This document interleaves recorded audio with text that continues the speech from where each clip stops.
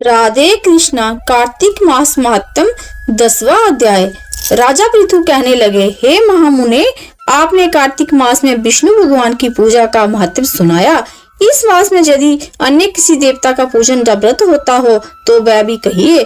तब नारद जी बोले, हे राजन, अश्विन शुक्ला पूर्णिमा को ब्रह्मा जी का व्रत, कार्तिक कृष्णा चतुर्थी को गणेश जी तथा अष्टमी व अमावस्या को भी लक्ष्मी जी का व्रत किया जाता है।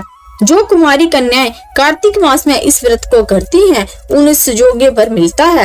यदि विवाहिता स्त्री इस व्रत को करे तो उसका सुहाग अटल रहता है। प्रातः काल स्नान आदि से निर्वृत्त हो चंदन आदि से श्री गणेश जी का पूजन करें। फिर सायंकाल गणेश जी का पूजन करके चंद्रमा का उदय होने पर उसको अर्घ्य देवें।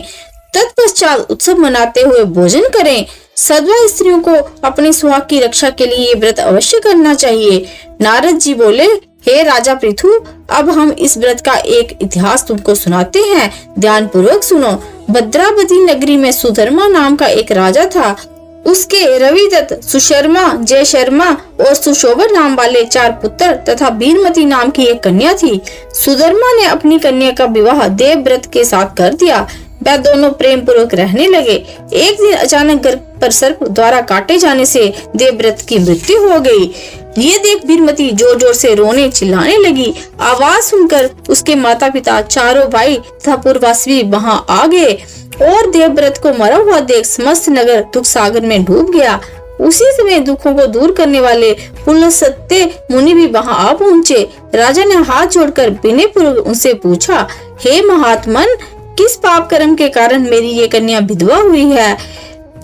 तब पुलस्त्य मुनि ने कहा, हे राजन, कार्तिक मास में गणेश चतुर्थी का व्रत न करने के कारण ही ये कन्या वैधव्य को प्राप्त हुई है।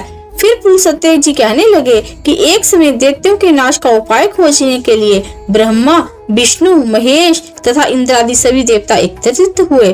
उस समय ब्रह्मा जी ने कहा कि गणेश चतुर्थी का व्रत संपूर्ण दैत्यों का विनाश करने वाला है।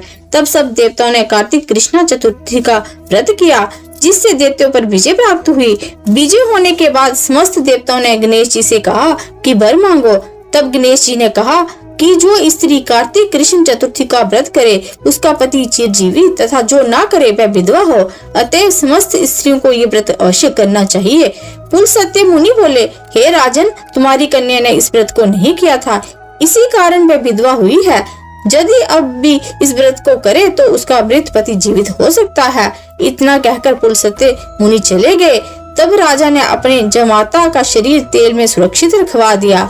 इसके बाद जब कार्तिक मास आया तो उसकी कन्या ने विधिवत व्रत करके उद्यापन में ब्राह्मणों को दान दक्षिणा देकर उन्हें संतुष्ट किया, जिसके प्रभाव से उसका मृतक पति पुनः जीवित हो गया। नारद जी कहते हैं, हे राजा पृथु, सौभाग्यवती स्त्रियों को अपने सुहाग की रक्षा तथा संतान प्राप्ति के लिए ये व्रत अवश्य करना चाहिए।